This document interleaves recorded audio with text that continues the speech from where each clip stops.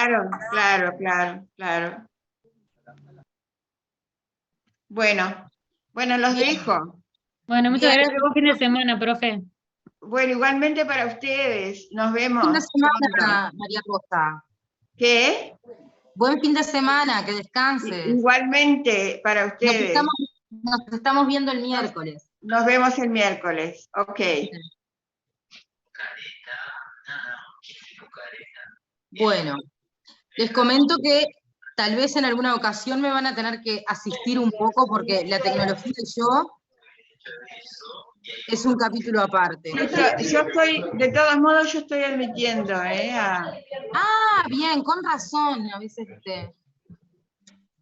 veía pero que seguían. yo ahora ya los abandono. Ahora te abandono tu suerte tecnológica. Ah, eso es todo un tema para mí. Bueno, es admitir, donde dice admitir. No, para admitir no hay inconvenientes. Los estoy viendo. Estoy viendo que se están uniendo todavía. Yo voy a esperar unos minutitos más. Sí, hay 136 en el momento. Con los 134, porque con nosotros 134. Ahí está. Faltan alumnos igual todavía. El otro día eran 190. Sí, por supuesto no vamos a esperar a que estén los 190, no, pero... Claro, además. No. Estar un poco más en esto.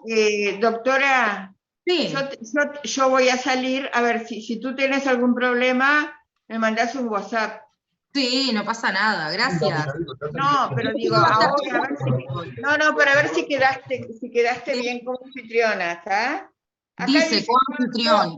Acá dice coanfitriona, así que ya está. Está perfecto. Bueno, buen fin de. Bien. Buen fin de, profe, cuídese. Gracias igualmente, queridos. Chao. Chao. Bueno, no sé cómo me ven ustedes, porque hay grupos que me han dicho que pongo la cámara muy cerca. No, se la ve bien. Un poco lejos. No, ¿Está bien? Está perfecto, profe. Se ve bien, sí. Tengo una luz de fondo ahí que me da como un aire celestial. Parece la Virgen iluminada. ¿Qué le parece? Y todavía con esto más, ¿no? Ah, y ahí sí parece María. Ahí está, bien. ¿Más transmitir? Ah, ¿les gusta? Bueno, vamos a tener que organizar un almuerzo entonces, de fin de año. A ver si hay alguien más para admitir. Bien. Por el momento no, aparentemente. Yo estoy tratando de salir, a ver, hay 25 chats, a ver. Ah, no. Ah, pero es A ver. Ah, Hay chats, ¿sí? Alguien levantó, 2 personas hay 2 acá. personas en la sala de espera, Sí, yo los estoy admitiendo. Bien. Ah, profe, lo que capaz que después le pedimos, creo que la mayoría, es que mutea los micrófonos que están abiertos. Sí, a ver. Se distorsiona todo lo que dice y se queda como medio raro y se escucha lo que hablan los otros, ¿no? Sí. A ver. Disculpe que me meta. No, está perfecto que me lo digas. El gran tema es saber dónde lo encuentro. ¿Dónde encuentro esa función? ¿Será desconectar audio? A ver. ¿Ahí? ¿Están todos muteados? No, no están todos muteados. No. Faltan 3, creo. Bueno. Silenciar a todos. Sí. Habilitar transcripción, configuración de la reunión, YouTube, desconectar audio. A ver acá. No, acá son emojis.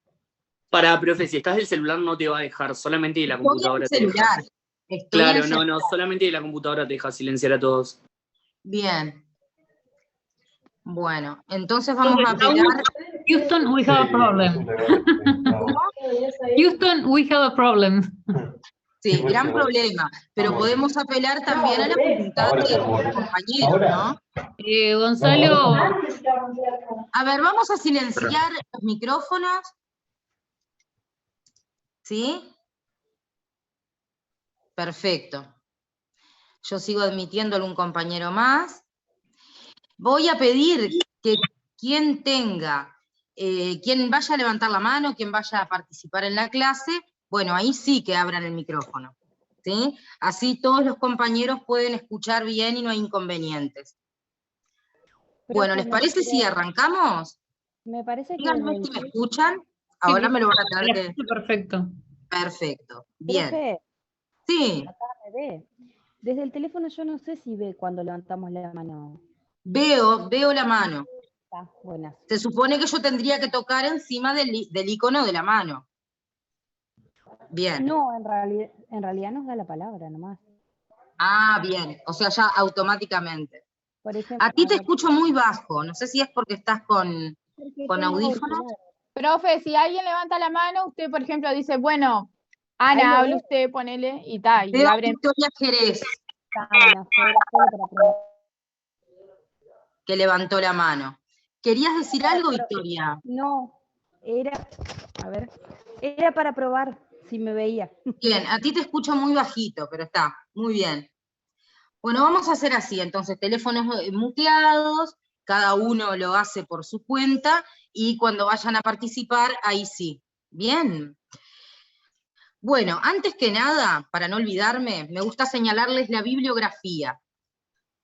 Además de la bibliografía básica del curso de Jiménez de Aréchaga, que ya conocen, a mí, por ejemplo, me gusta mucho un autor argentino, no sé si han accedido a el libro de texto sobre Derecho Internacional Público de Julio Barbosa. Está disponible en biblioteca, seguro. Me gusta porque es un autor muy concreto, explica todo con mucha claridad, y sigue además en varios temas, vamos a ver que sigue a Jiménez de Aréchaga. Pero con cautela, porque en algunos temas él se separa de la opinión de Jiménez de Aréchaga, ¿sí? Les dije Julio Barbosa, tienen el libro de Díez de Velasco, también que es un autor español.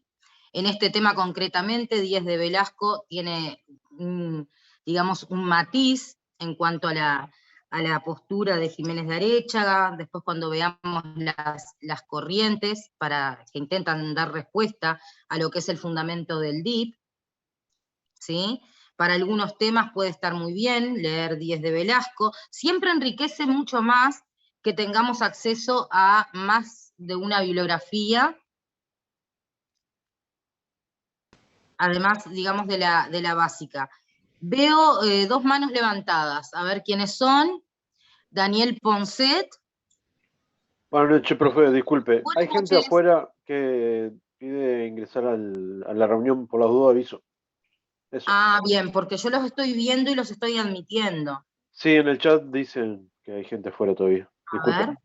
No, está muy bien que me digas, pero no veo que haya personas ahora para admitir.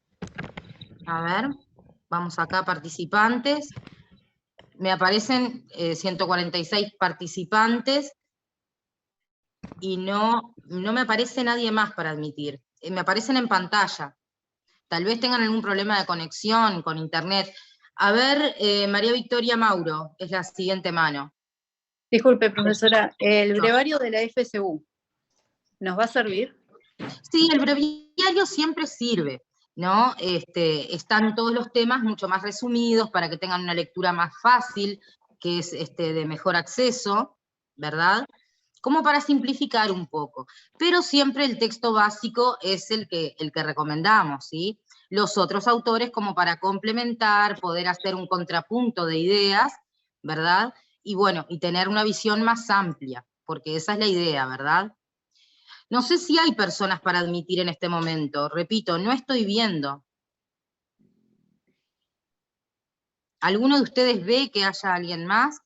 ¿O ya fueron admitidos estos compañeros? Que estoy en WhatsApp, no, nadie pidió entrar. Capaz que el compañero está en otro, pero yo en el que estoy del grupo nadie pidió.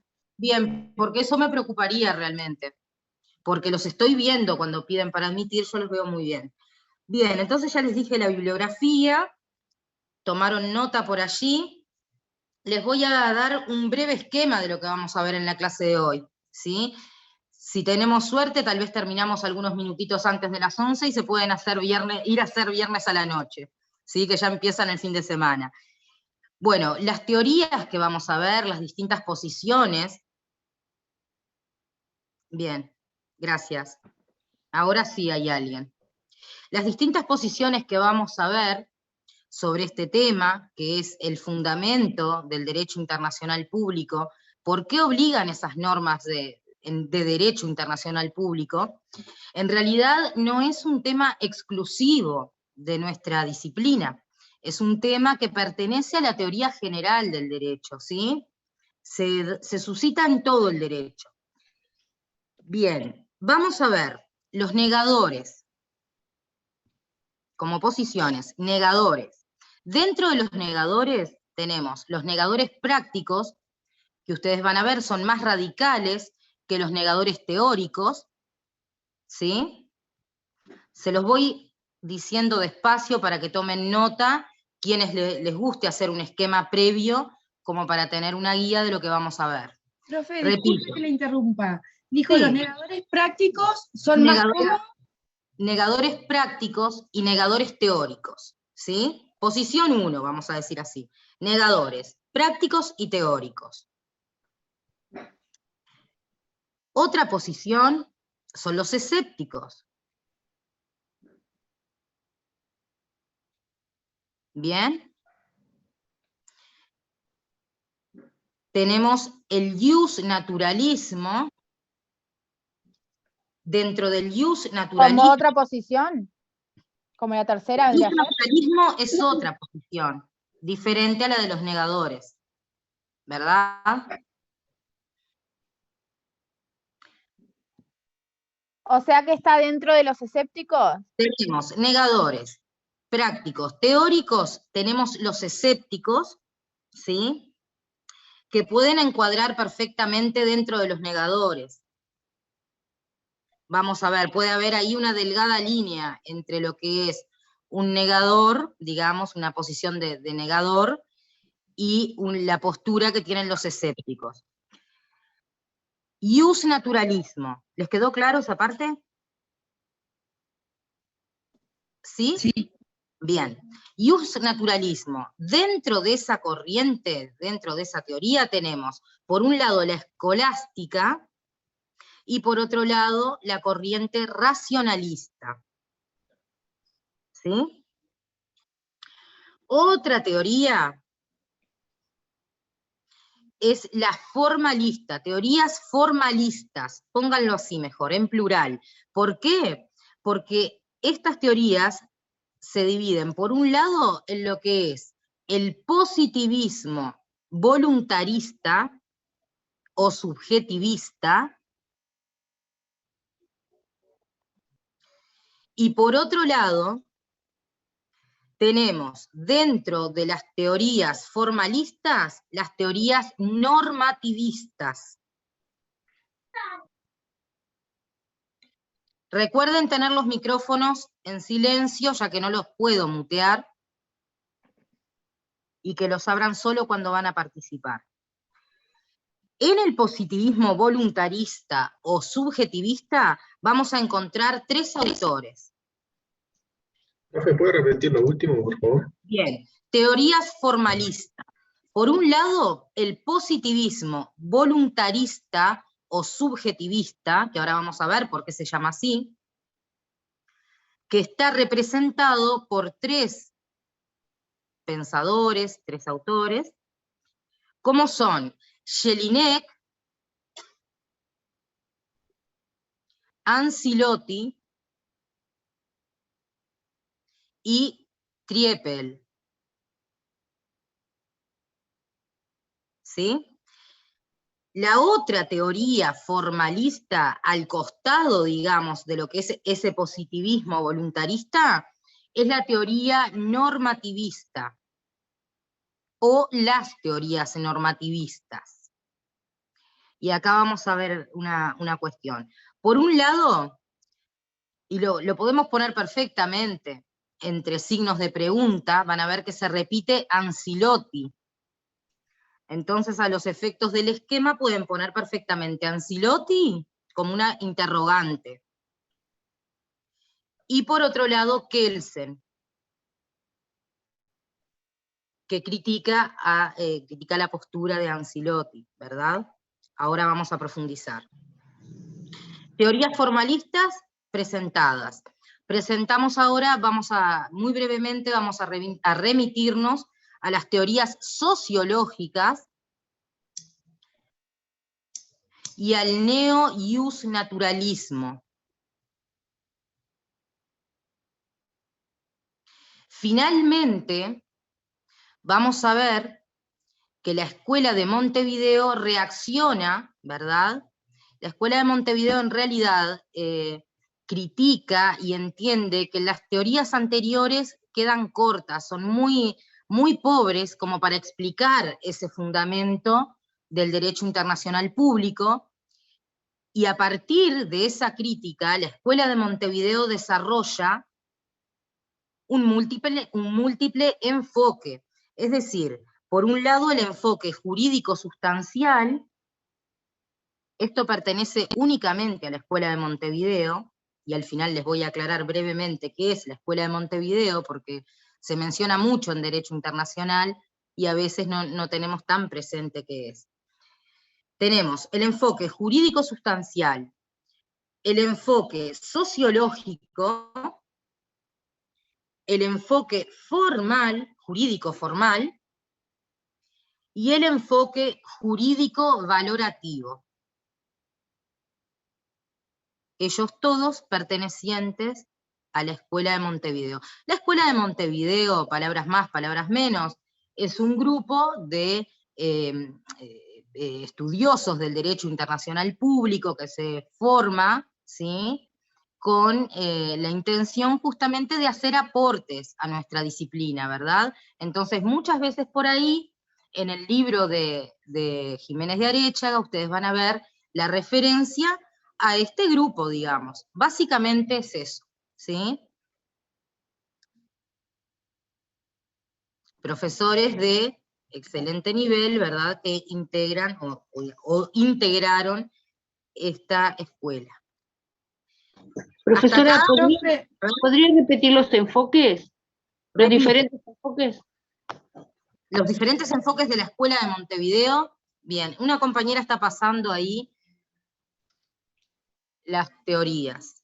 Bien, Escuela de Montevideo, enfoque jurídico sustancial, enfoque jurídico formal, enfoque jurídico valorativo, los puedo estar diciendo en distinto orden de repente, pero es lo mismo, y el enfoque sociológico.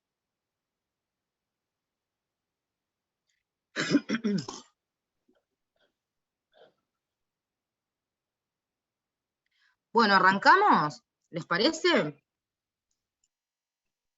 Entonces ya les decía que este tema del fundamento, del por qué obliga la norma de derecho internacional público, no es exclusivo de nuestra materia, pertenece a la teoría general del derecho, ¿verdad? Y es estudiado por la filosofía. Por eso estamos viendo todas estas teorías, estas ramas, o sea, las hemos presentado en realidad. Bien, en clases pasadas ya veníamos viendo que el derecho internacional público es un sistema de... Esto tiene que salir automáticamente. ¿Cómo es el sistema del derecho internacional público? Sistema de coordinación. Perfecto, perfecto. Es un sistema de coordinación. ¿Qué pasa en ese sistema de coordinación? Los estados se interrelacionan, interactúan entre sí, ¿verdad?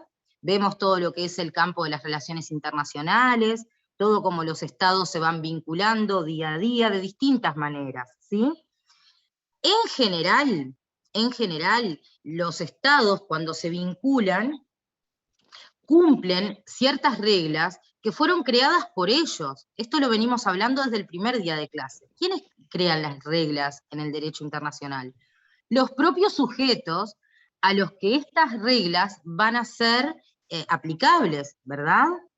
Entonces, en el sistema de coordinación, los estados se interrelacionan y en general cumplen estas reglas. En general, eso se los quiero marcar, porque está claro que muchas veces los estados no cumplen, ¿verdad? Pueden pasar situaciones, ustedes tienen muy presentes, han hecho aportes bien importantes en la clase, entonces se dice que en general se cumplen estas reglas y el sistema va a funcionar así, de una manera eficaz y armónica.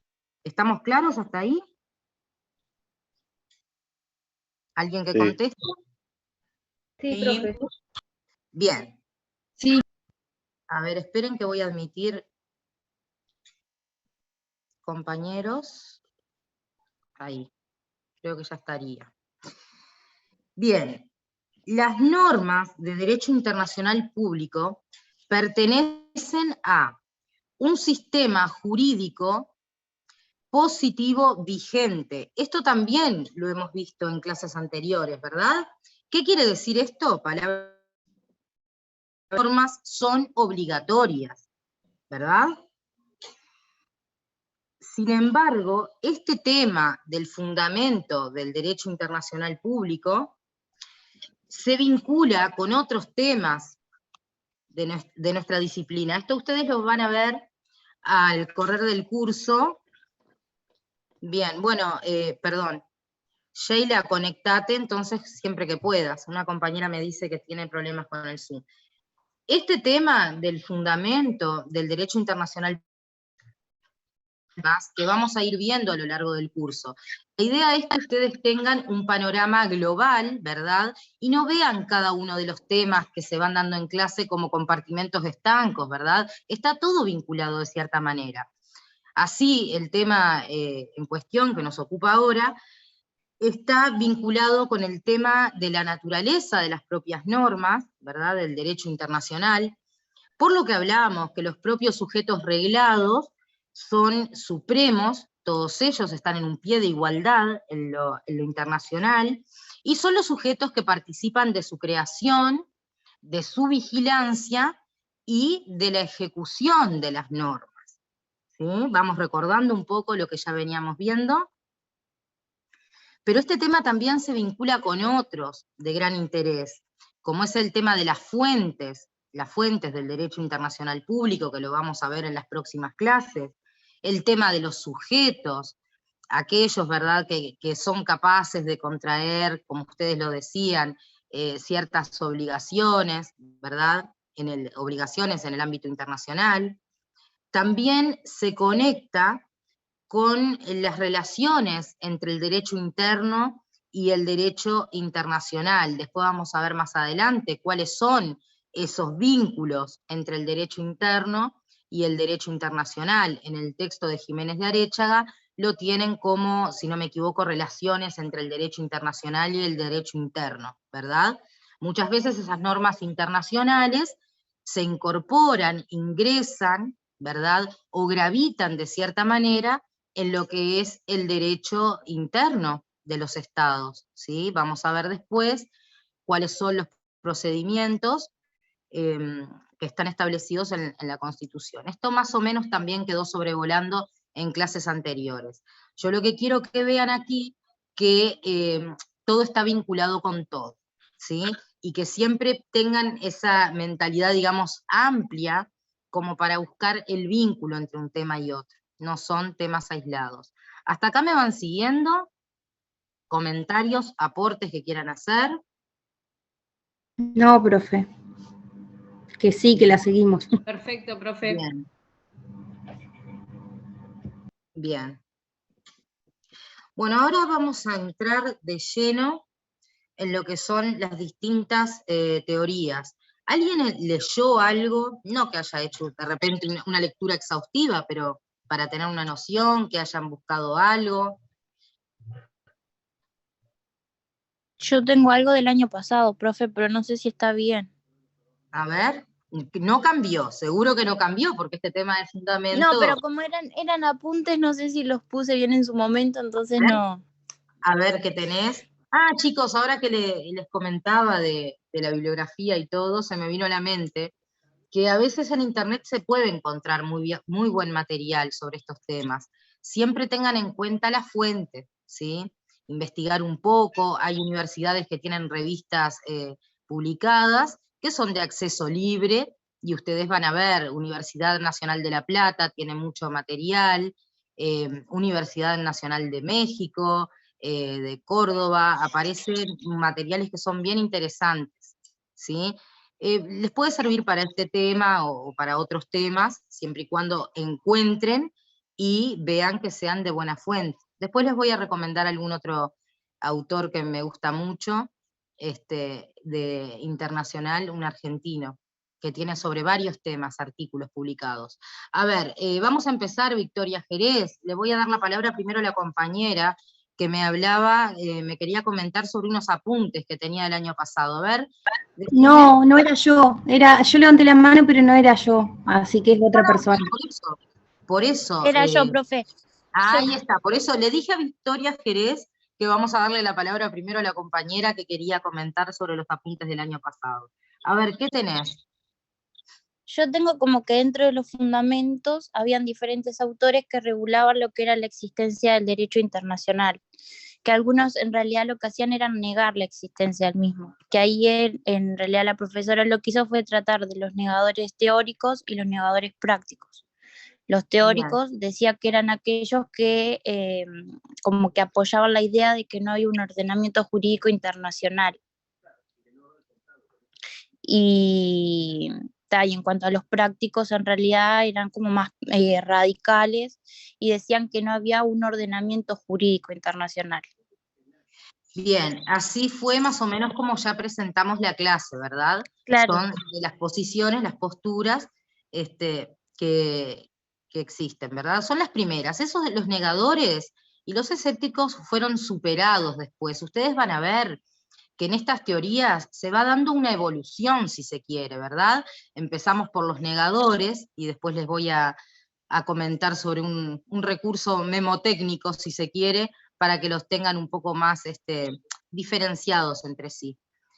Y bueno, se van superando, les decía, estas posiciones, y los negadores, por supuesto, fueron totalmente, ya desaparecen ya en su ideología. La idea es que cada uno aparece en respuesta de las posturas anteriores, ¿verdad? Está muy bien lo que decías, ¿sí? Te quedó bien eso, el conocimiento del año pasado. Los negadores prácticos sí, son más radicales. ¿Por qué? Porque dicen no a todo. Y este es el recurso memotécnico que les iba a decir. Dicen no a todo. Lo primero, dicen que las normas, las reglas existentes, no son jurídicas. Primer no son normas jurídicas, ¿sí? Y no tienen tampoco importancia práctica, tampoco son útiles en las relaciones internacionales entre los estados. ¿Está claro? Importancia práctica, ¿y qué más, profe? Y tampoco son útiles en las relaciones internacionales, ¿verdad? Prácticamente los negadores no se preocupan por el fundamento, por el tema del fundamento del derecho internacional, aunque sí se quiere, de manera indirecta u oblicua, lo están tocando el tema, ¿sí? Pero claro, a lo que es no, ¿verdad? Ellos están negando, como que ni siquiera cabe entonces preguntarse por el fundamento del derecho internacional público. ¿Me explico? Dijimos, negadores prácticos, son los más radicales, dicen que no a todo. No son normas jurídicas, ¿sí? No tienen importancia práctica y no son útiles en las relaciones internacionales. Para que lo puedan retener así. ¿Por qué? Porque tenemos como otra postura, tenemos los negadores teóricos. Los teóricos ya son más flexibles, ¿sí?, en su postura. ¿Qué pasa?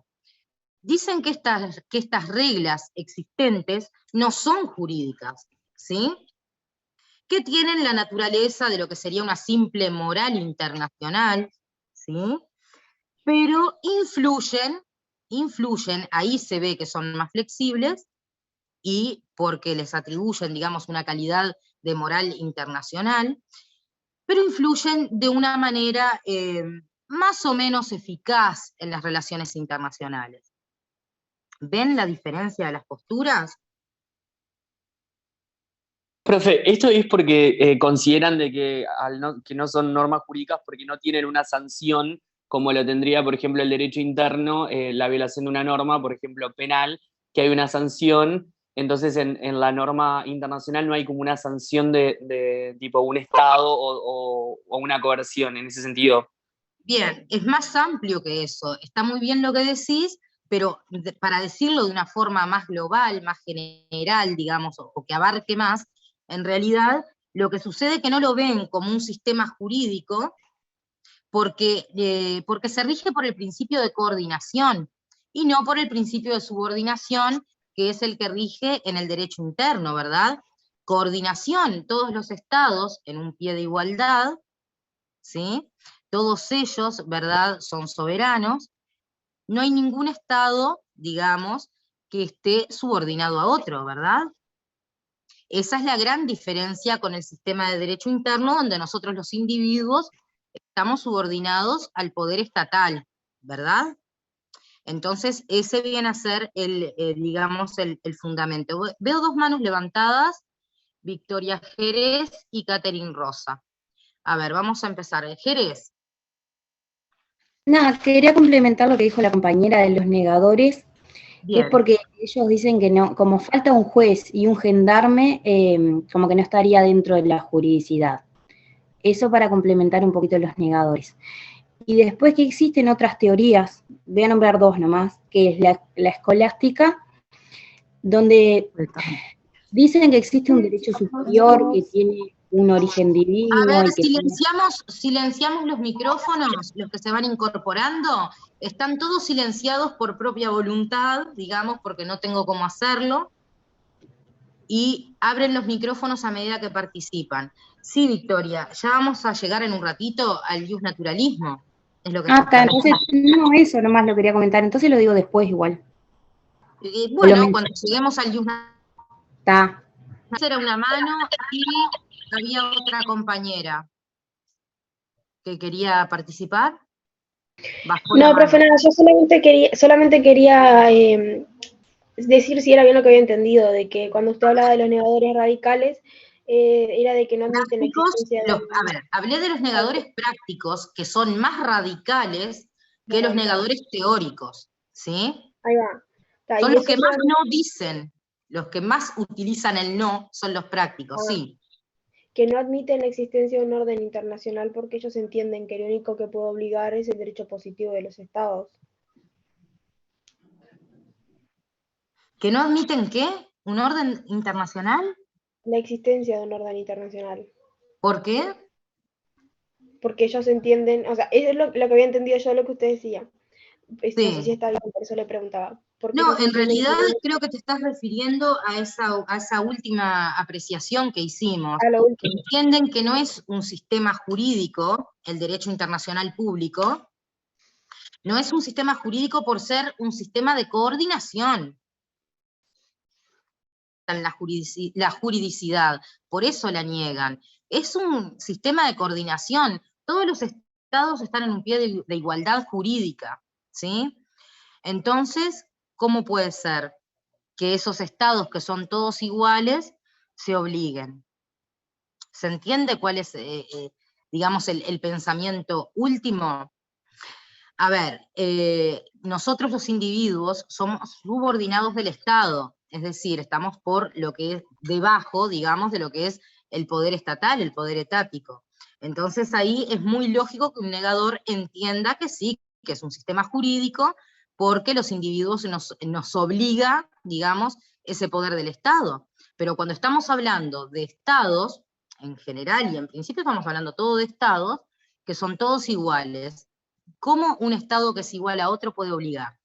Entonces ahí es que ellos restan la juridicidad de lo que es nuestra materia. ¿Quedó más claro ahora? Sí, profe. Sí, profe. Profe, Bien. quedó claro. Lieberman Pablo, mano levantada. Buenas noches. Buenas noches, profe. Sí. Entonces tenemos como una fuente teórica son los negadores, que como usted dice, niegan absolutamente todo. Los prácticos. Pero el sistema es como bastante amplio y hay una clasificación que creo que está en Jiménez de la Derecha, que son los negadores prácticos, los negadores teóricos y los que consideran imperfecto el sistema del derecho internacional. Bien, esa es la siguiente postura. Los negadores prácticos, perdón, ¿hola? ¿Me escucha? ¿Hola? Hola, escucho, estoy intentando omitir, pero te estoy escuchando, sí. Los negadores prácticos se sitúan aquellos autores que sostienen una actitud negativa radical. Más Las radical. reglas entienden que las reglas existen y son aplicables a las relaciones entre los centros de poder independientes y no conforman un sistema jurídico. Esto dicen... Son reglas existentes no jurídicas. Ese es un no. Ahí va. Y para ellos las normas del derecho internacional no pueden ser jurídicas porque todo el derecho positivo resulta una variedad de mandato y solo hay un mandato donde existe una sociedad organizada con poderes supremos del legislador y el ejecutor. Es decir, en el derecho interno, ¿verdad? El que rige el principio de subordinación. Es lo que venimos diciendo, Lieberman. Tenemos que tener... Sí. ¿Algo más? No, perdón. No, porque sigo viendo la mano levantada. ¿Algo más? No sé si querés hablar algo de los escépticos. Yo supongo que queda claro la diferencia entre los negadores prácticos y teóricos, ¿sí? Me interesa muchísimo que tengan muy, muy presente las diferencias, que el negador teórico es más flexible. ¿Por qué decimos que el negador teórico es más flexible? Porque si bien esas reglas, repito, no son jurídicas, las reglas que existen, tienen una naturaleza, ellos dicen, no son jurídicas, pero tienen una naturaleza, son similares a lo que es una moral internacional, ¿sí? Pero influyen, si bien no son jurídicas, influyen gravísima, ¿verdad?, de las relaciones internacionales. Ahí se ve la diferencia entre ellos. Pero el negador práctico no, directamente no ve nada de... Al aceptar que influyen, ahí ya te das cuenta la flexibilidad en ese punto de quiebre que tienen los dos. Al radicalismo, digamos, que presentan los negadores prácticos. Si esto está claro, vamos a avanzar a la otra posición, que son los escépticos, ¿sí? Que el compañero Lieberman ya estaba haciendo referencia. Traía un concepto importante, que es ese concepto de derecho imperfecto, o de derecho in status nascendi, ¿verdad?, de nuestra disciplina, es decir, que es un derecho que está en plena formación, en permanente formación, ¿sí? Y esto, si se quiere, está vinculado también con lo que hablaban en clases pasadas. Ustedes lo planteaban un poco de una manera indirecta, yo los escuchaba, y era un poco la idea que surgía, ¿verdad?, cuando decían, bueno, pero si hay un derecho, ¿por qué sucede tal o cual cosa? ¿Por qué se regula que la guerra? Que ustedes traían distintas situaciones, hechos internacionales, acontecimientos, que a veces pueden hacer pensar, pero ¿cómo? Si el sistema funciona, ¿qué pasa? ¿Verdad? Entonces, ahí aparece la idea un poco de que el derecho internacional es imperfecto, permanentemente está en formación, un poco, si se quiere, como que va corriendo detrás. Tal vez es una de las disciplinas, el derecho internacional público, donde podemos ver que los hechos preceden al derecho. Digamos, el conejo corriendo detrás de la zanahoria, ¿verdad? Sucede algo a nivel internacional, y bueno, probablemente vaya a tener como respuesta una regulación en lo que es nuestra disciplina, ¿verdad?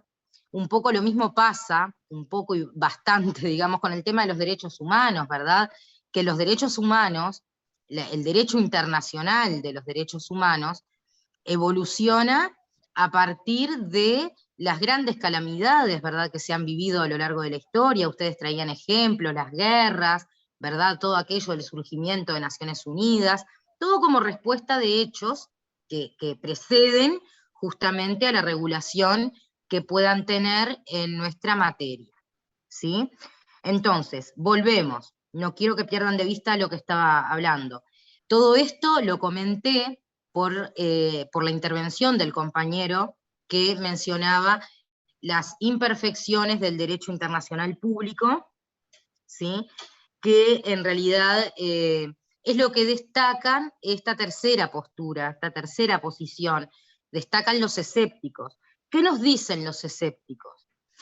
Que estas reglas tendrían, sí, una naturaleza jurídica, acá aparece un sí, ¿sí?, tienen una naturaleza jurídica, pero ¿qué pasa? No son totalmente eficaces. ¿Por qué no son totalmente? Característica, ¿verdad?, del derecho internacional público, ¿verdad?, que lo toman, lo ven como un derecho que está en permanente formación, como les decía, un derecho imperfecto o in status nascendi, ¿sí? ¿Qué pasa? ¿Por qué es imperfecto? Por lo que hablábamos en clases pasadas y por lo que hablamos hoy.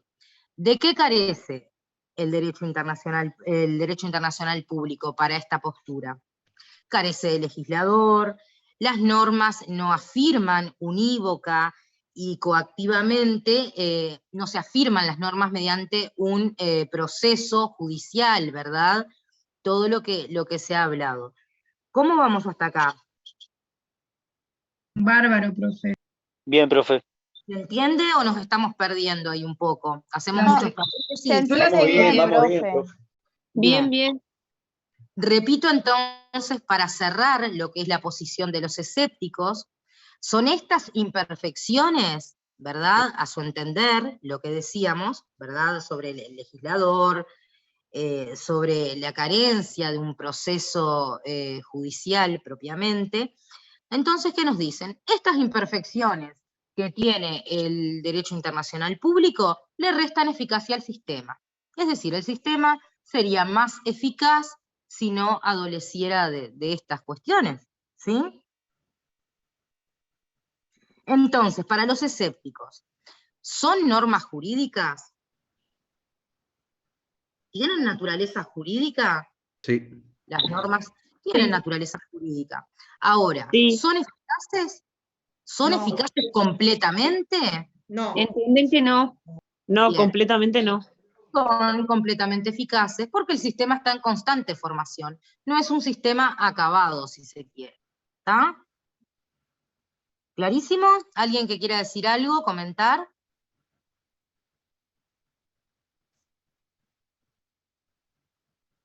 No, profe, está todo claro. Bien.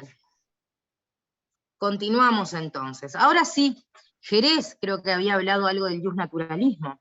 Vamos a la siguiente teoría o corriente, posición, como quieran. Justnaturalismo. Jerez, ¿La ¿querés hacer un comentario? escolástica entra dentro del justnaturalismo? ¿Cómo? ¿La escolástica entra dentro del justnaturalismo? Sí. Dentro Es la del... que Sí. Dime. dice que existe un derecho superior que tiene un origen divino y que está integrado por principios de justicia. Bien. Y hay otra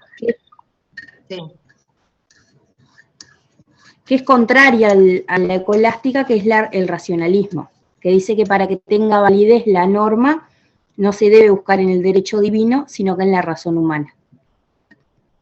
Bien, ahora vamos a ir llegando.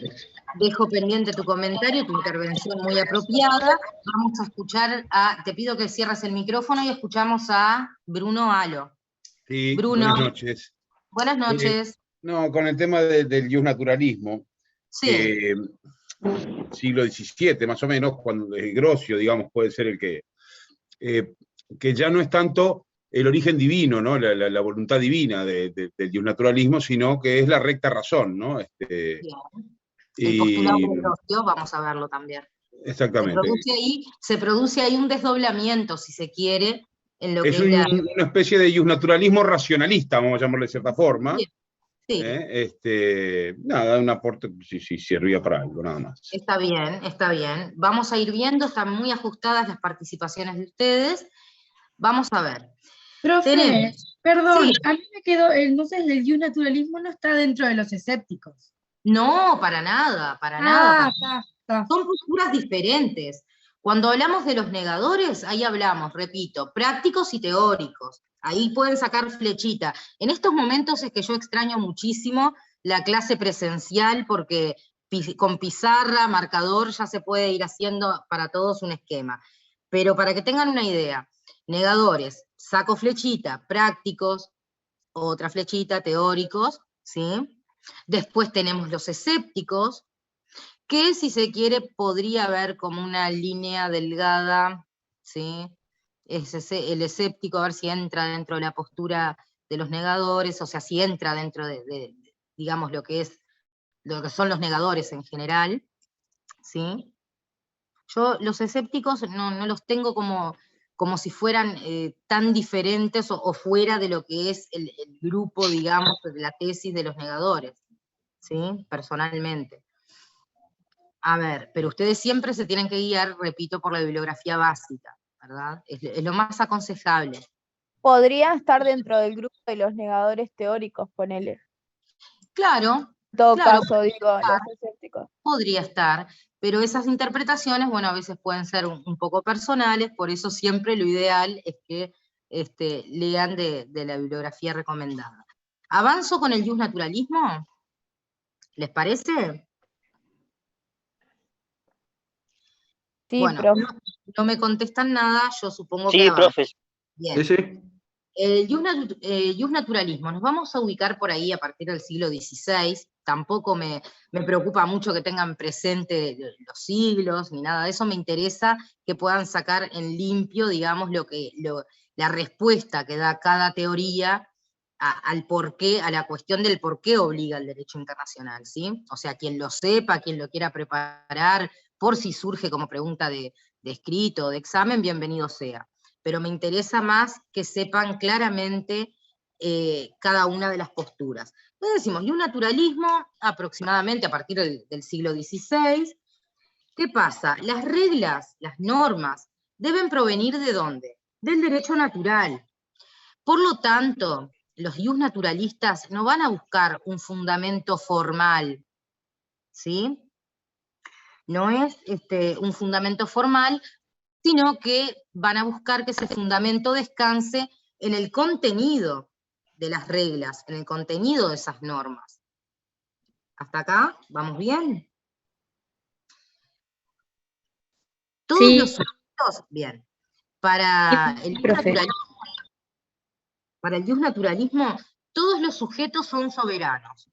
Tengan presente, para el justnaturalismo, todos los sujetos son soberanos, y no se acepta que las relaciones entre ellos se basen en la anarquía, sean relaciones anárquicas, ¿verdad? Que los centros de poder no se vinculen de esa forma.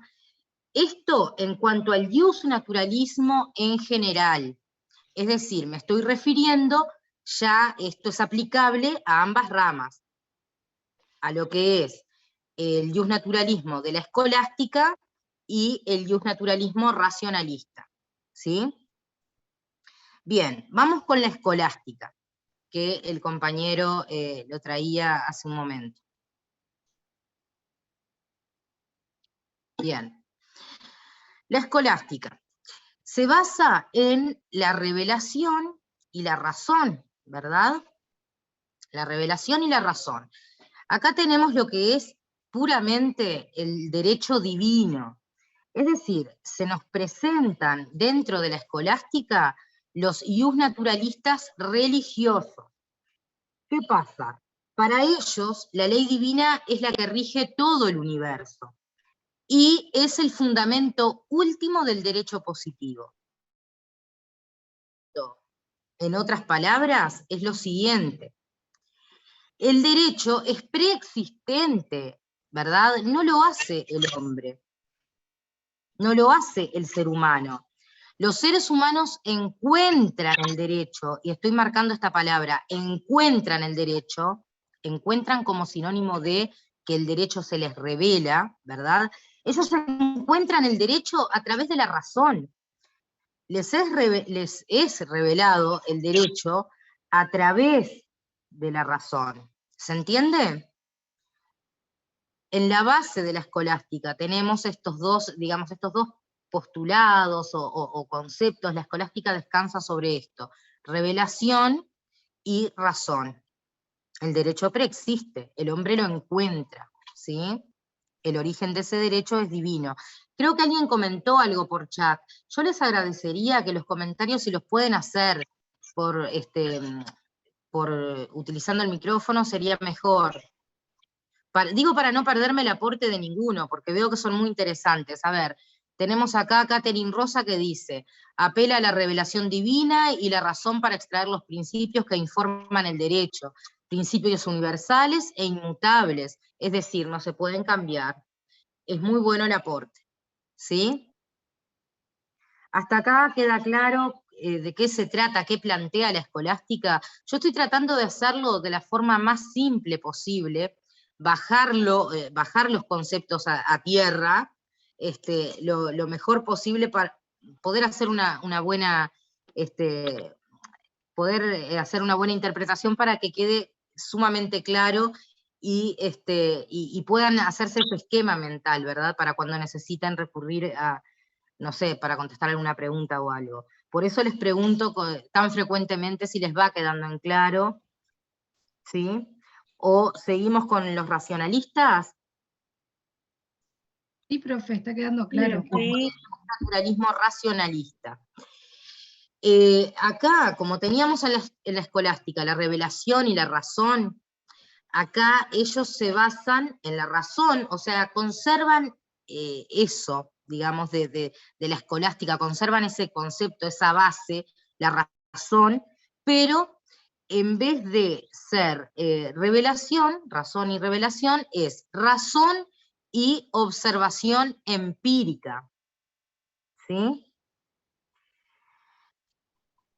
No deja atrás esta base de la razón, pero ellos entienden que debe demostrarse la existencia de tales principios, sigo admitiendo compañeros, debe demostrarse la existencia de tales principios de una manera racional. ¿Cómo se consigue esto? Observando las actitudes de esos centros de poder, es decir, observando los hechos, ¿sí? Y por este matiz, digamos, o esta diferencia, ¿verdad?, la importancia de lo empírico, la importancia de la observación de los hechos, es que nace, ¿sí?, o esto da puntapié al nacimiento de la escuela positivista, ¿verdad? ¿Se entiende hasta acá? Sí, profe. Bien. Profe, disculpa, pero no, me perdí al comienzo del concepto. Bien, al principio del concepto. Les marcaba que la escolástica, ya lo dije en su momento y lo reitero, tiene como base, digamos, o como fundamento lo que es, fundamento entre comillas, ¿no?, lo que es la revelación y la razón, ¿está? En este caso, en el caso del justnaturalismo racionalista, conserva la razón, ¿sí?, que es postulada, digamos, por la escolástica, pero también tiene como, digamos, presenta como diferencia lo que es la observación empírica, la importancia que le dan a la observación empírica, es decir, de los hechos, cómo actúan en los centros de poder, ¿sí?, en sus vínculos, cómo actúan. Ahora Bien. sí, profe, gracias. ¿Ahora sí? Sí, muchas gracias. Bien, bien, ustedes cualquier cosa me dicen. Ah, ¿saben lo que no les mencioné? El ejemplo, como ejemplo, de la escuela, de la corriente escolástica perteneciente al justnaturalismo, no les mencioné las ideas ni más ni menos que, a ver, ¿quién es, digamos, puede ser el expositor máximo de la escolástica. A ver si alguien lo tiene presente. No es Santo obligación. Tomás, Santo Tomás de Aquino. Perfecto, perfecto. ¿Sí? Basta remitirnos un poco a los textos, ¿verdad? Que estudian toda la ideología, lo que es la filosofía, cuando estudia estas corrientes, bueno, como para ver que Santo Tomás de Aquino fue el exponente, digamos, en esta corriente escolástica, o sea que volví hacia atrás, y se menciona algo que había quedado pendiente, ¿está? Hablamos de los racionalistas, luego del justnaturalismo de la escolástica. Ahora vamos a conversar un poco sobre Grocio, que el compañero lo mencionó. Para Grocio, el derecho natural consiste en ciertos principios, ¿verdad? Ciertos principios, como decía el compañero, de la recta razón, ¿sí? Y así es que, para él, para Grocio, una acción va a ser honesta o deshonesta en función de que contradiga o no una naturaleza razonable o sociable. ¿Se entiende la idea? ¿Alguien que quiera aportar algo? A ver, el compañero que trajo a colación las ideas de Grocio, el tema de la recta razón, ¿quiere aportar algo más? Lo que decía, profe, de honesta o no honesta, eso me queda ahí. Ahí está. Bueno, que para Grocio, a ver, lo básico, el concepto, digamos, más importante en su pensamiento viene a ser ¿verdad? Que el derecho natural consiste en ciertos principios de la recta razón. ¿Cuál es esa recta razón? Es la que nos va a orientar para saber que una acción es honesta o deshonesta, ¿verdad? Siempre y cuando tenga una naturaleza razonable, vamos a decirlo así. ¿Cómo influye esa idea de recta razón, ¿verdad? Para desentrañar o saber si una acción es honesta o deshonesta. ¿Se entiende ahora mejor? Sí, profe, ahora me cerró todo, no me faltaba nada. Perfecto. Por ahí ustedes si leyeron o cuando lean en Jiménez, Jennifer, ya te doy la palabra, o cuando lean en Jiménez de Aréchaga, van a ver que Jiménez de Aréchaga utiliza una expresión, dice por allí que hay un desdoblamiento, si no me equivoco, no sé si lo dice tan así, pero habla de ese desdoblamiento de las ideas de... Sí, lo dice así, profe. ¿Lo dice tal cual así? Sí, tal cual. Bien, habla de un desdoblamiento. Esto, dicho de otra forma, viene a ser que para Grocio hay un derecho natural, ya mantené la mano levantada por favor, Jennifer, que no, te quiero dar la palabra, pero a su vez no quiero dejar de decir esto, que hay un derecho natural y un derecho voluntario, ¿sí? Y ese derecho voluntario se fundamenta en el derecho natural, ¿sí? Se fundamenta en el pacta sunt servanda, o me van siguiendo. Ese pacta sunt servanda es un principio de derecho natural. No pierdan de vista que estamos respondiendo a la interrogante de por qué obliga la norma de derecho internacional. Entonces, a eso refiere Jiménez de Aréchaga cuando habla del desdoblamiento en el pensamiento de Grocio. Grocio nos dice, hay un derecho natural y un derecho voluntario. Pero este derecho voluntario, ¿sí?, se fundamenta en un principio de derecho natural. ¿Cuál principio de derecho natural? El pacta sunt servanda. Más adelante en el curso, ustedes van a acceder a lo que es van a estudiarlo, la Convención de Viena sobre el Derecho de los Tratados de 1969, en el artículo 26, ahí está consagrado en un texto este principio de pacta sunt servanda.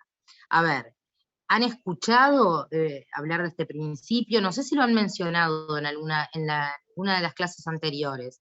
¿O alguien tiene una noción de qué estoy hablando cuando digo pacta sunt servanda? Los contratos son hechos para cumplirse. Que lo pactado obliga.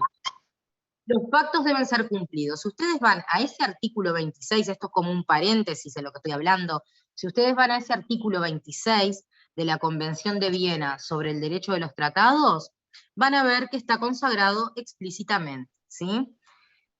¿Quedó claro por qué hablamos de un desdoblamiento del principio, del pensamiento de Grocio? O que tiene, podemos decir que tiene como dos caras o dos fases. ¿Quedó claro esto?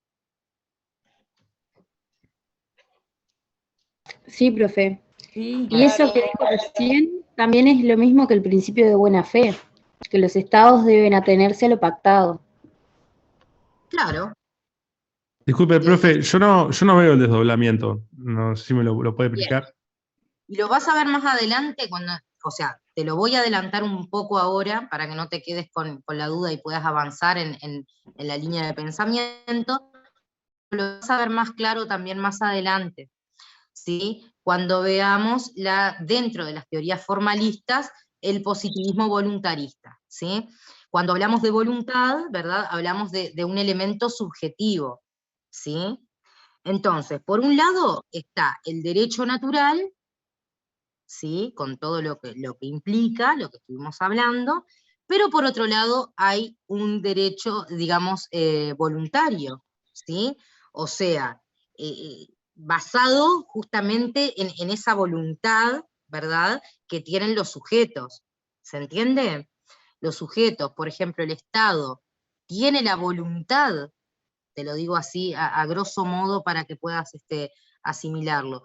Los estados tienen la voluntad de celebrar un tratado, ¿verdad? Sí, le estoy escuchando. Como un acuerdo, ¿sí? Prácticamente como si habla de una coexistencia, ¿verdad? Del derecho natural y de ese derecho voluntario, que no es idéntico, por supuesto, al natural. El voluntario se vincula más, ¿verdad? Se asimila más a lo que es, por así decirlo, de repente al positivismo. ¿Sí? ¿Se entiende ahora al derecho positivo?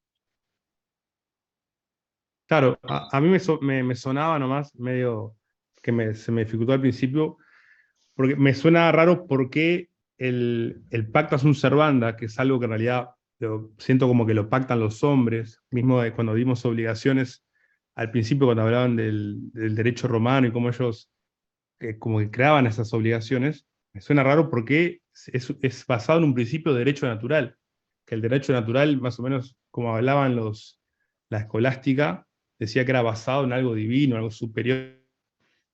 Bien, un derecho natural, por ejemplo, estábamos hablando de Grocio.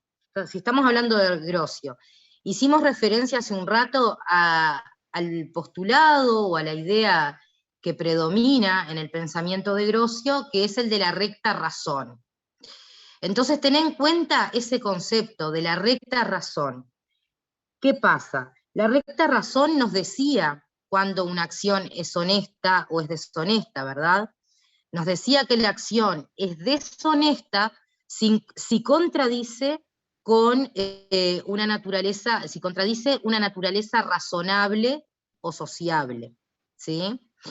Ahora, el tema es que vos tenés que conectar esto, la idea, este concepto de recta razón, con el pacta sunt servanda. A ver, ¿es razonable? Te lo voy a poner así, ¿es razonable que los estados, si se obligan mediante un pacto, no lo cumplan?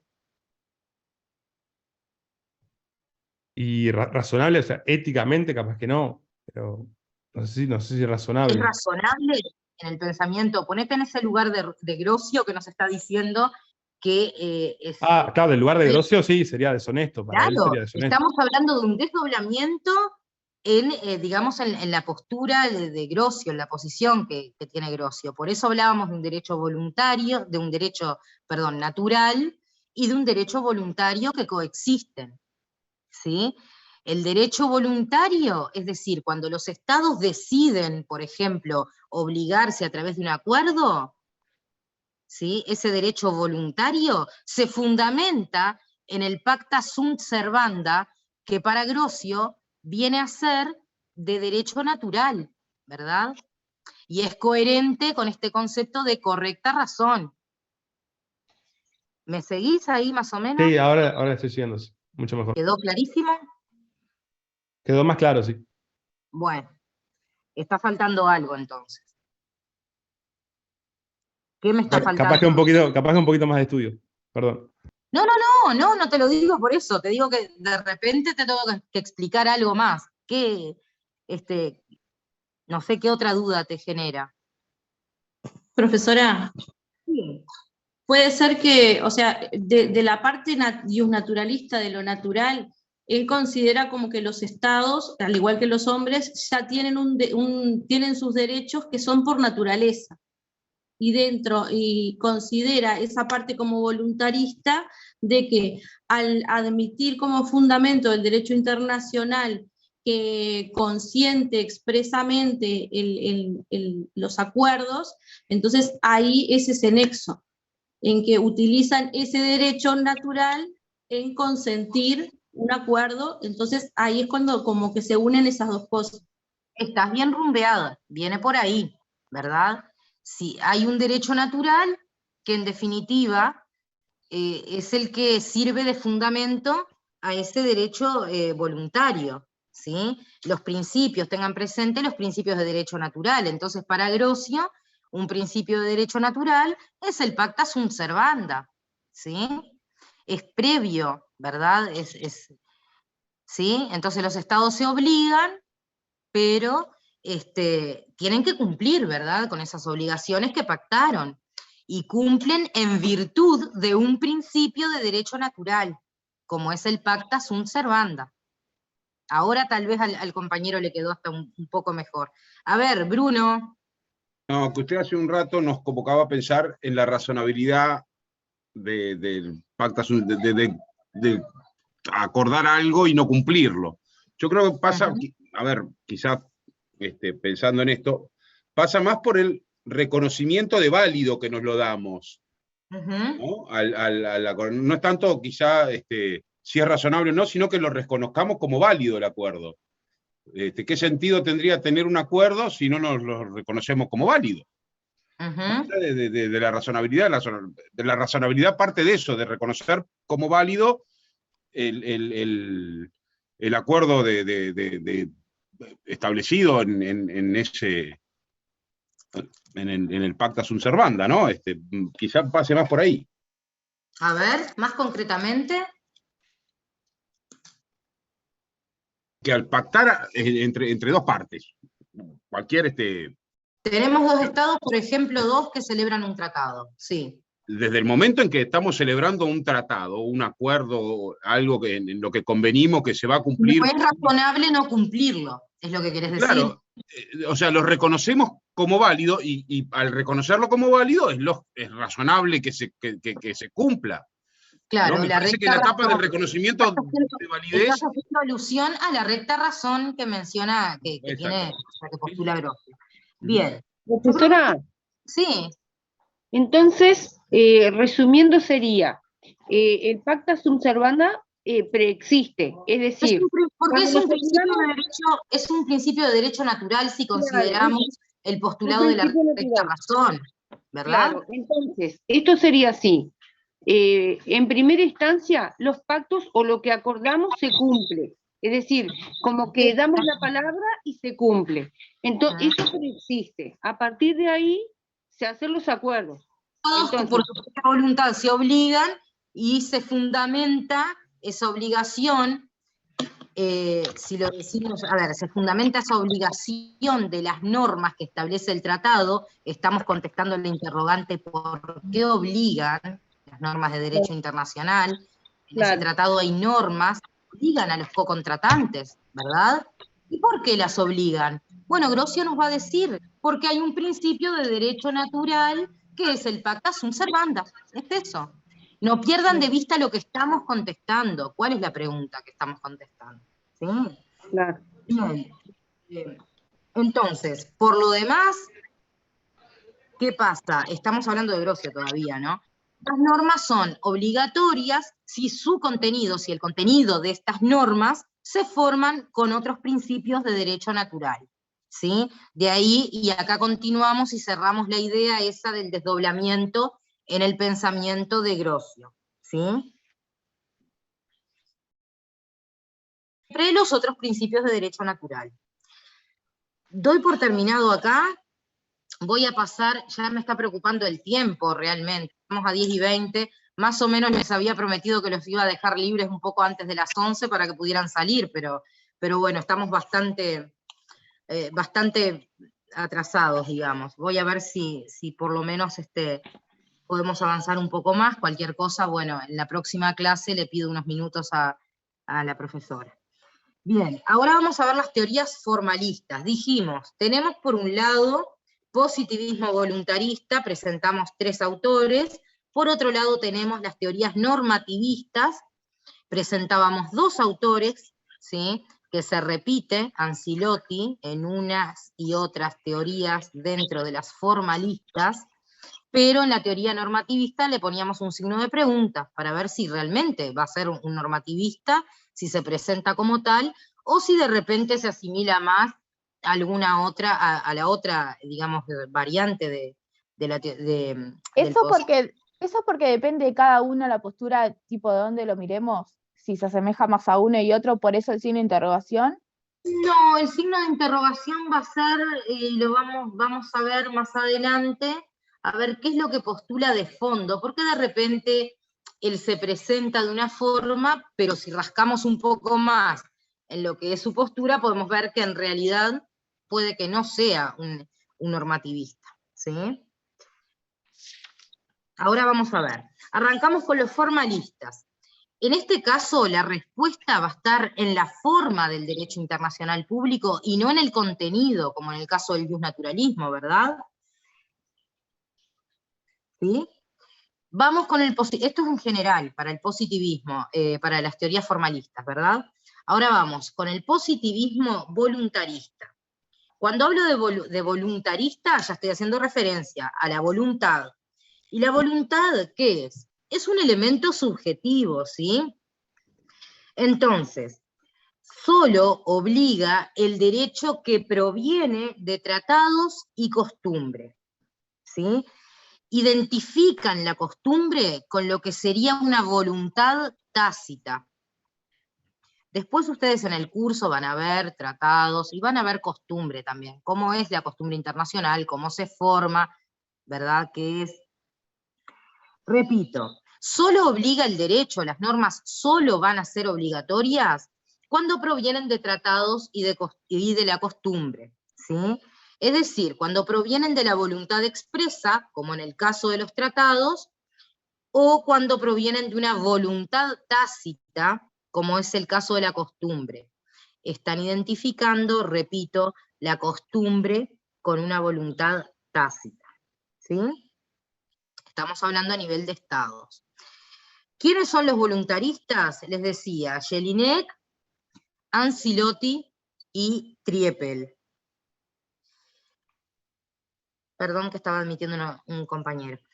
Las normas jurídicas son producto ¿de qué? De la voluntad humana, ¿sí? Entonces, las normas de derecho internacional público van a derivar de esa voluntad de los estados. ¿Qué pasa? Estas teorías voluntaristas están influenciadas, si se quiere, por lo que es una concepción absoluta de la soberanía exterior del Estado, ¿sí? Repito, todos los estados son soberanos, todos están en un pie de igualdad. ¿Se entiende hasta acá? Continúo. Esa voluntad superior es el fundamento de la obligatoriedad de las normas. Si no se entiende, preguntan. Bien. Como les decía, estas teorías son llamadas también teorías subjetivistas, porque la voluntad, repito, es un elemento subjetivo. ¿Qué pasa? ¿Qué pasa? Con este tema de la voluntad, la teoría voluntarista, se resta certeza, se resta seguridad en el sistema del derecho internacional público. ¿Por qué? Porque los estados podrían obligarse hoy y no cumplir con esas obligaciones mañana. ¿Por qué? Porque su voluntad así lo quiere. Esto es en general, ¿no? Estoy hablando del positivismo voluntarista en general.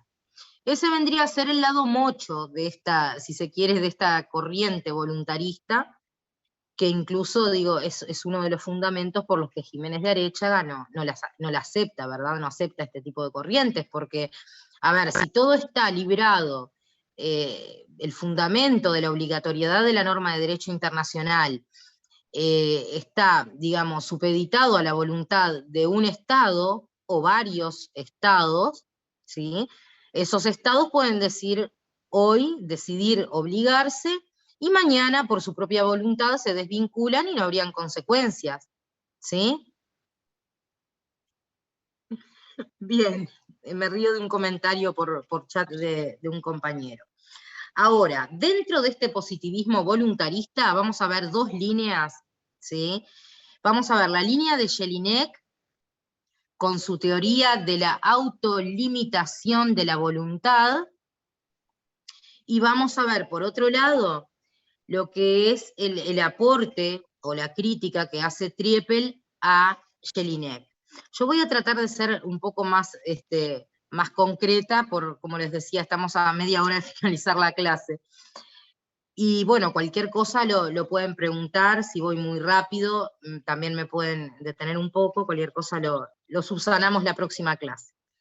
Entonces, ¿qué postula Jelinek en su teoría de la autolimitación de la voluntad? Tiene en cuenta la voluntad de un solo Estado, ¿verdad? ¿Qué pasa? El Estado es soberano. Decíamos en general que el positivismo voluntarista, para ellos es muy importante esa soberanía exterior de los Estados. Entonces Jelinek nos dice, el Estado es soberano, no puede ser obligado por un poder extraño a él, ¿sí? Por su propia voluntad, un Estado, siempre refiere esta teoría a un Estado, por su propia voluntad se impone obligaciones. Estas obligaciones, ¿verdad?, de característica o de naturaleza internacional, ¿sí? Entonces, el derecho internacional público es resultado de esa autolimitación. Es decir, la norma obliga a un Estado porque ese Estado tuvo la voluntad de obligarse, ¿sí? Básicamente es esto lo que postula Jelinek. Entonces, a ver, les quiero explicar algo que les quede lo más preciso posible. Las obligaciones, ¿sí?, se convierten en tales, digamos, por voluntad estatal, ¿verdad?, que autolimitan a ese Estado, ¿verdad? Los crean los Estados, y esas normas que son creadas por ese Estado, luego los autolimita. El Estado queda sujeto a la norma que él mismo creó por su propia voluntad. Por eso es una de las teorías, de las corrientes, digamos, dentro del positivismo voluntarista. El Estado quiso quedar sujeto a una obligación internacional, ¿sí? Por eso está sujeto a ella.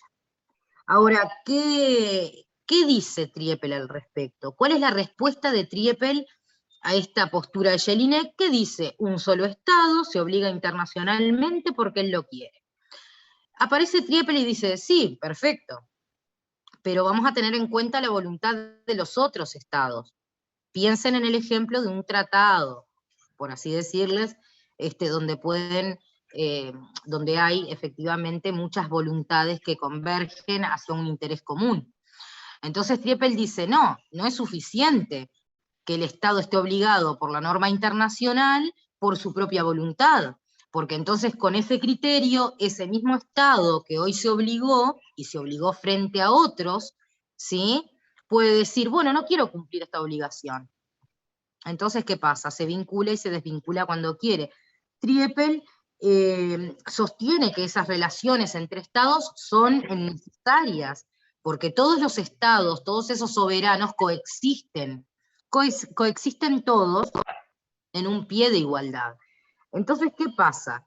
Triepel postula la teoría de la voluntad común, es decir, de la voluntad de no solo un único Estado, ¿sí? A ver, alguien hizo un comentario. Si puede participar por micrófono, mejor. Yo, profe, no la quería interrumpir, pero No, decía está bien, levantás la mano y me interrumpís. Sí, no hay que es problema. igual que el principio de interés general que está por encima de interés particular, que sería lo mismo, que no se puede basar solamente en la autonomía de un solo Estado sin tener en cuenta a los demás, que eso enfocaría lo que dice Triepel. A ver. ¿Me escuchó? Sí, te escuché. Te estoy pidiendo. Está. A ver, te escuché, te estoy pidiendo que me lo. A ver, bájalo más. ¿Cómo? A ver, decilo de nuevo, explícate. Que hay una idea o un principio que, capaz relacionándolo un poco también con el derecho interno, que no sé si estará bien. Por eso te pedí que lo reiteraras, porque claro, estoy viendo por ese lado. Claro, que la idea de interés general, o sea, lo que nos interesa a la mayoría y lo que es mejor para la mayoría, es más importante que lo que quiere una sola persona en particular. Y más o menos comparándolo con eso, la idea de Lo que quieren todos, tal vez la voluntad de todos. Claro, la voluntad de todos los estados y no de uno solo. Más allá de que todos seamos autónomos. La voluntad de todos. Tengan en cuenta que muchas veces ustedes pueden hacer un paralelismo con lo que es el derecho interno en derecho internacional público. Pero lo ideal es que no siempre sea así. Pero van a ver que en varios temas sí, o sea, ustedes van a traer sin querer, les van a venir a la mente conceptos de derecho interno y van a establecer naturalmente un cierto paralelismo. Así va a pasar con el tema de los tratados, yo qué sé, en fin, y otro tipo de temáticas lo pueden ir viendo así, en los modos de adquirir territorio de los estados también, que son institutos similares a los de derecho civil. Pero bien, si tú lo asimilás más así, bueno, está perfecto a los efectos de que lo entiendas, pero en un escrito, en una prueba de derecho internacional público, sí es bueno que lo cites de una forma que sea correcta o que sea la apropiada para nuestra área, ¿no? Que no lo plantees en esos términos, que sí lo plantees de esta forma, de una voluntad común, ¿verdad? Que Triepel postula que es importante la voluntad de todos. Poníamos el ejemplo de un tratado, ¿sí? Bien, pero la voluntad común, tengan en cuenta esto, en cuanto a esa voluntad común. Triepel excluye lo que son las estipulaciones sinalagmáticas. Esto ustedes vieron obligaciones, como vuelvo, acá en este caso voy yo a lo que es derecho interno, ustedes saben lo que es ese sinalagma, ¿verdad? De que se habla. Si yo les hablo. Una cosa a cambio de otra. Sí, que son equitativas, equivalentes. Recíprocas. Ahí está, bien. Lo que una parte se obliga se compensa con la contraprestación de la otra, ¿sí? Esas estipulaciones sinalagmáticas, Triepel las deja por fuera, porque en realidad ahí lo que hay son voluntades complementarias, ¿sí? Es decir, por ejemplo, ¿no? Uno paga el precio, el otro recibe la cosa, esto como un paréntesis como para poder asimilarlo. Eso queda por fuera. Para Triepel lo que vale es esa voluntad común en casos donde se celebran, por ejemplo, tratados leyes o tratados normativos que imponen normas ¿sí? Imponen las mismas normas para todos. ¿Qué dijo, profe? No sé si es a mí, pero muy poquito a veces se le tranca cada tanto como que se... A ver, si los otros... ¿Yo sola? Normas a mí me y pasó se trancó. Ah, bien, está trancado. Es como muy cada tanto, pero justo hay palabras que justo quedan como ahí en el medio. Bueno, háganmelo saber entonces y yo reitero con mucho gusto. Normas, profe. Bien, bueno, normas lo hemos mencionado desde el principio. Así que bueno, yo me voy a remitir más o menos a la idea final que pienso que es donde se quedaron. Yo les decía que Triepel no refiere a lo que son las estipulaciones sinalagmáticas, ¿verdad? Donde la obligación de una parte es compensada con la contraprestación de la otra. No refiere a eso, ¿sí? Refiere a la voluntad común que se manifiesta, por ejemplo, a través de los tratados leyes o de los tratados normativos, que establecen normas comunes para todos los estados miembros, ¿verdad? Para todos los estados que celebran ese acuerdo, por ejemplo, ese tratado ley o tratado normativo. Tal vez fue ahí donde la palabra norma se trancó. Pienso que quedó bien ahora, que lo pudieron entender. Entonces, ¿cuál es el aporte finalmente de Triepel? Es esa teoría de la voluntad común, ¿sí? La voluntad común que implica que varios estados se obligan porque esa es su voluntad, pero también eso implica que se puede derogar una obligación, una norma, vamos a decir, se puede derogar una norma, por voluntad común de todos los estados, no de uno solo. No es aquella teoría de Jelinek que decía un solo estado, ¿verdad? ¿Alguien levantó una mano hace unos minutos? ¿Qué pasa? ¿Qué nos dice Triepel? La voluntad común, esa voluntad de todos los estados que se quisieron obligar, no impone nada distinto, nada diferente a lo que no se impuso, a la obligación que no se impuso el Estado, un solo Estado individualmente, ¿verdad?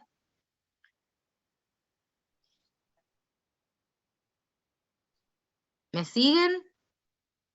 ¿Algún comentario que quieran hacer? ¿O ya hago un comentario final sobre esto y paso a las teorías normativistas? ¿Puede repetir, profesora? ¿Puede repetir la última parte? Sí, el aporte, les decía, les hablaba del aporte de Triepel. Aporta, digamos, esa teoría de la voluntad común. Entonces, en definitiva, dice, la voluntad común, ¿sí? Ejemplo, varios estados que celebran un tratado normativo, un tratado de ley, que impone obligaciones a todos los miembros, los co-contratantes, ¿sí?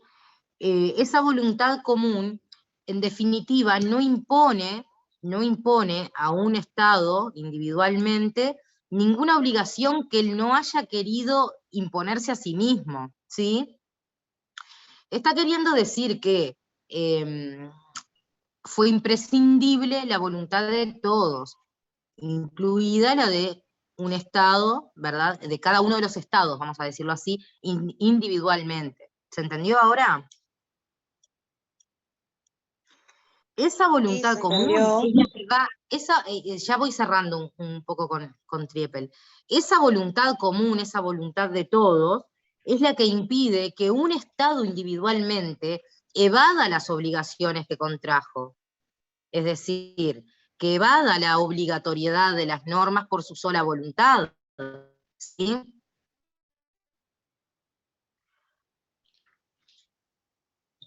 Ahora bien, la voluntad de un Estado se expresa por actos y por palabras, ¿verdad? La costumbre es un acuerdo tácito. Lo ven así, y seguimos un poco con esa idea, creo que anteriormente estuvimos hablando. La costumbre como un acuerdo tácito, ¿verdad? Los estados dan a entender, por actos concluyentes, que quieren obligarse. ¿Se entiende? Plantea que la costumbre es un acuerdo tácito y que los estados, a través de ciertos actos que no dejan lugar a dudas, manifiestan su intención de obligarse.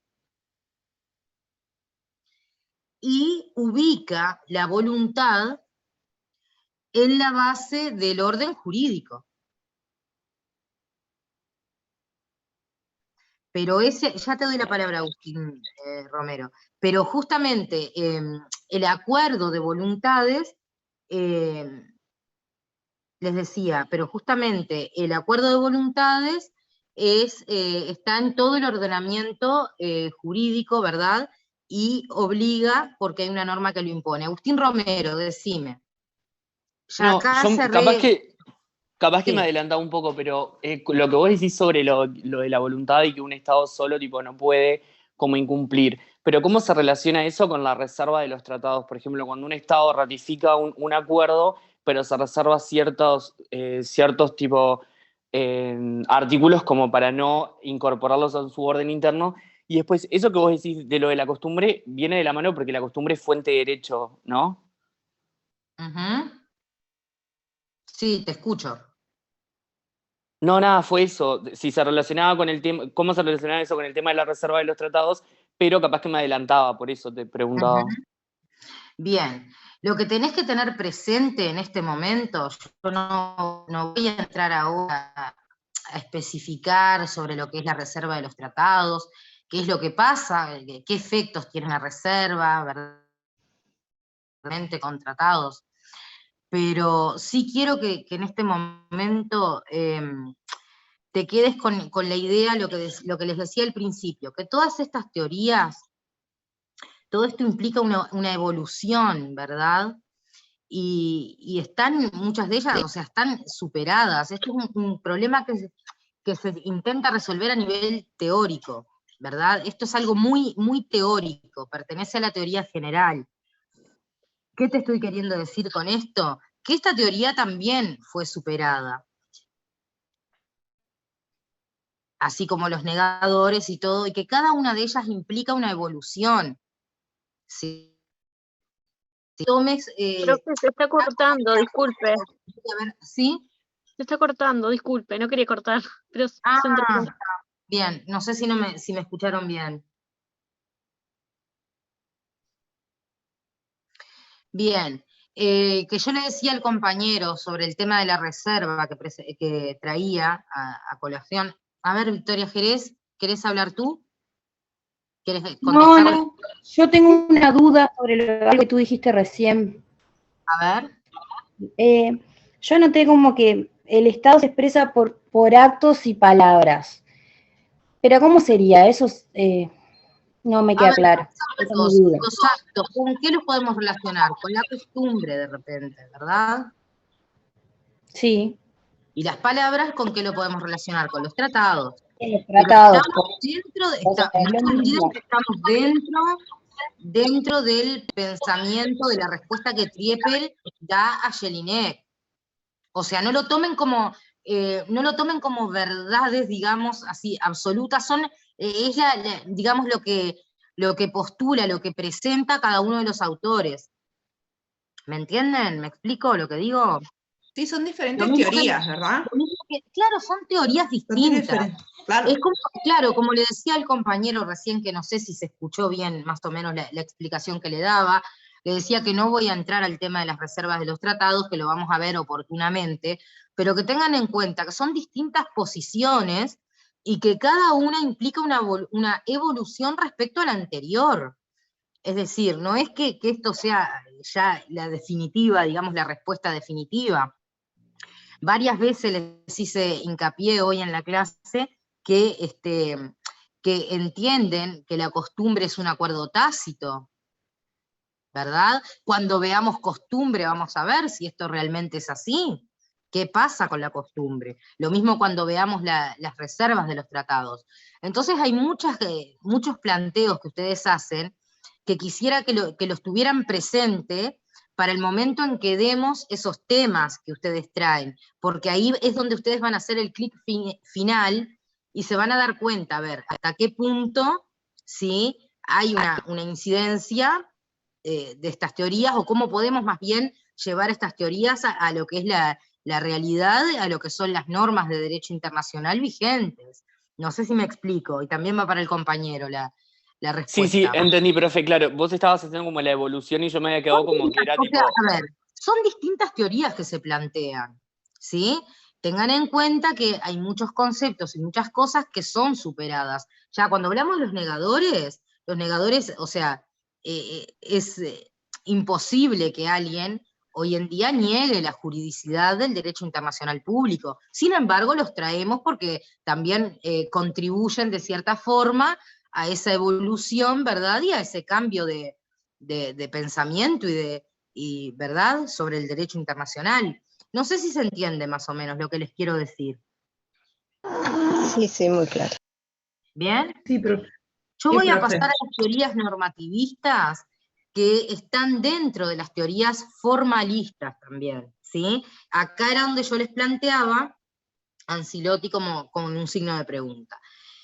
Esto creo que en Jiménez de Arecha aparece como nuevas posiciones o algo de nuevo, nuevas propuestas creo que lo dice. Creo que lo dice así, nuevas propuestas.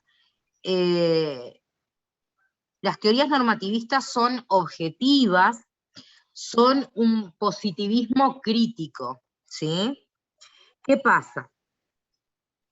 Ellos buscan un fundamento del derecho internacional público que sea coherente o que esté en consonancia con lo que es el pensamiento de los juristas, ¿sí? Entonces, un jurista para fundamentar algo, ¿verdad?, de preferencia lo va a hacer basándose en una norma. Por eso hablamos de una teoría normativista, ¿sí? Es importante basarse, fundamentarse en una norma. No sé si me van siguiendo hasta acá. Entonces, de cierta forma les decía, va en consonancia con el pensamiento del jurista típicamente. Un jurista va a buscar siempre la norma. Fundan la validez de una norma X en una norma superior, ¿verdad? Y ahí llegan a otra norma, ¿sí?, que da fundamento a esa obligatoriedad de todo el derecho internacional público. Entonces llegan a una norma fundamental. ¿Me van siguiendo? Sí. Estas teorías decimos que son un positivismo crítico porque implican un intento de superación del positivismo, de lo que es el positivismo. Ubicamos a Kelsen y a Ancelotti, les decía, y acá viene la respuesta a la pregunta, ¿Ancelotti es normativista? Bueno, ustedes estaría bueno, si les interesa profundizar más en esto, que pudieran acceder a otro tipo de literatura, ¿verdad? De repente algún texto de filosofía o algo. Profesora, sí. Si vamos a Kelsen, que es el padre del positivismo por excelencia, de la norma, desde la norma hipotética fundamental, me parece que Kelsen siempre separa lo que es el deber ser, o sea, la norma, de todo lo que es la moral y todo lo... inclusive en la pirámide establece que, algo así que yo tengo, que he estudiado un poco de filosofía, inclusive las normas de derecho internacional, dice que todo aquello que se hizo y se estableció por los estados está para cumplir. La norma hay que cumplirla. Y Ancelotti me parece que es un poco, que no es tan estricto a la norma como lo es Kelsen, ¿no? Tiene... estás diciendo casi que estás diciendo que Ancelotti es un pseudo normativista. Sí, algo así. Estás diciendo, ahí está, por ahí, a eso voy yo. Más por ahí, ¿no? Está. Algunos dicen, o se puede sostener, no sé exactamente qué postura tiene Jiménez de Arecha respecto a esto, porque si no me equivoco, él no profundiza, me parece, en el pensamiento de Ancelotti. Pero realmente, al menos en los libros de texto a los que accedí para la clase, se plantea así, que en realidad es un pseudonormativista, que en realidad que es un voluntarista realmente, y no un normativista. Así como Kelsen nos fundamental, Ancelotti nos presenta esta, como norma fundamental en su pensamiento, el pacta sunt servanda. Volvemos a eso, ¿verdad? Hoy lo veíamos en el iusnaturalismo, ahora lo vemos en el normativismo. Nos presenta ese pacta sunt servanda, ¿verdad? Basa la fuerza obligatoria en el acuerdo en el acuerdo expreso de los estados, cuando se trata de un tratado, y en el acuerdo tácito, cuando se trata de la costumbre. Y si yo les hablo de acuerdo, ¿qué se nos viene a la mente? Voluntad. Lo que hablábamos de la voluntad hace un rato. ¿Se entiende? Hace un rato hablábamos de la postura de Jelinek, voluntarista, un solo Estado, después la respuesta de Triepel, la voluntad común de varios Estados, y si Ancelotti nos dice que la fuerza obligatoria de una norma está en el acuerdo expreso cuando se trata de un tratado, y en el acuerdo tácito cuando se trata de la costumbre, traigo la palabra acuerdo, acuerdo igual a voluntad. Por eso podemos encontrar que es un voluntarista.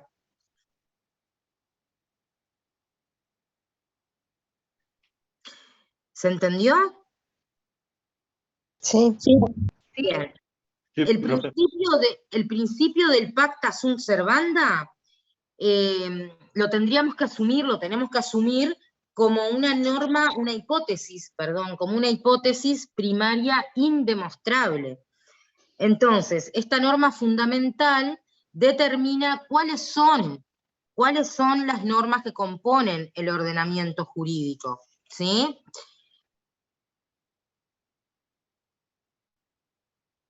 ¿Qué pasa? Este principio... ¿Qué dijo, profe? ¿Hipótesis primaria qué? Indemostrable. Indemostrable, Esto gracias. es fundamental que lo tengan ahí. Hipótesis primaria indemostrable. Ya vamos a ver. Este principio no se trata de que reposa en una norma superior. Ese principio del pacta sunt servanda es la norma suprema. Es el criterio formal que distingue las normas internacionales y les va a dar una cierta unidad. ¿Me siguen hasta ahí?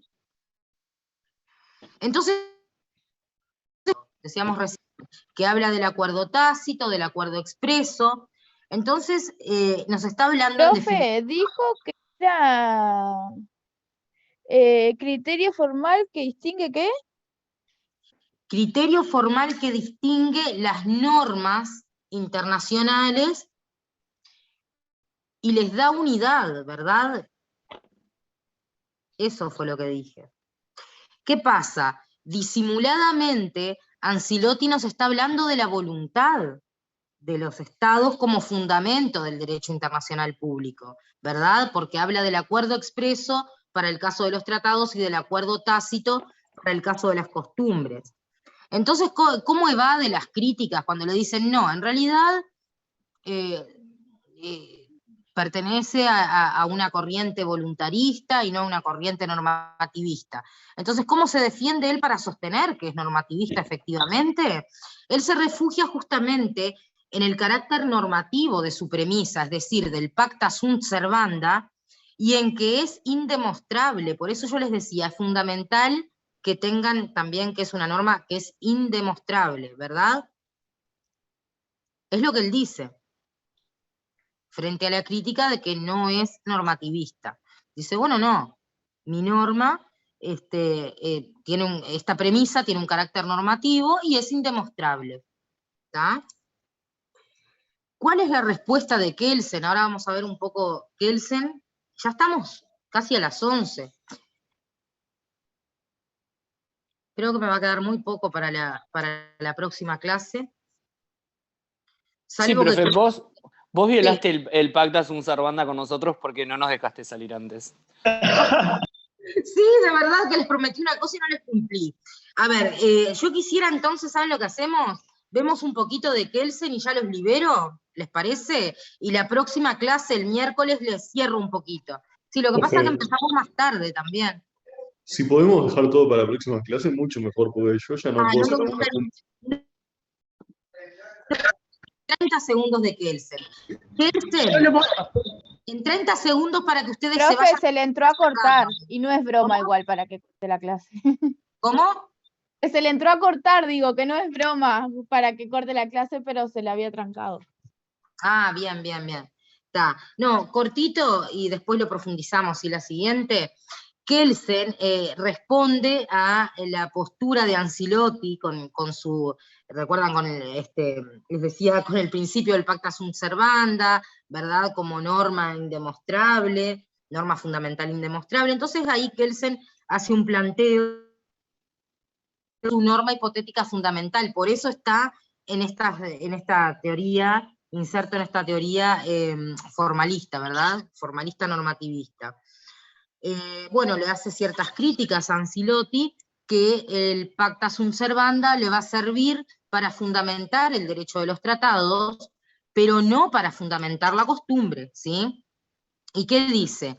Que el pacta sunt servanda es consuetudinario, ¿verdad? Es una norma de derecho, es una norma de costumbre internacional, una norma consuetudinaria, y esa norma consuetudinaria, esa norma que nace o que proviene del derecho, que proviene, perdón, del derecho de la costumbre, es la que da validez a las obligaciones que nacen de los contratos, de los tratados, perdón, de los tratados, ¿sí? ¿Me siguen ahí? Para poder tipo redondear eso último que dijiste, que justo se me cortó un poco. Ahí está, vamos a redondear. Que el pacta sunt servanda de Ancilotti sirve para fundamentar el derecho de los tratados, pero en definitiva, para fundamentar lo que es las normas, lo que son las normas que nacen de la costumbre internacional, para fundamentar las normas consuetudinarias, se queda corto el pacta sunt servanda. ¿Sí?